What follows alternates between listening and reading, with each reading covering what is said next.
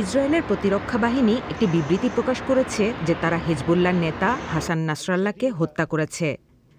হেজবুল্লাহর দক্ষিণ ফ্রন্টের কমান্ডার সহ আরও বেশ কয়েকজন কমান্ডারকেও হত্যার দাবি করেছে তারা। আইডিএফ বলছে, দক্ষিণ বৈরুতে হেজবুল্লাহর সিনিয়র নেতারা যখন বৈঠক করছিলেন তখন সেখানে হামলা চালানো হয়, যেটি হেজবুল্লাহর শক্ত ঘাঁটি হিসেবে পরিচিত।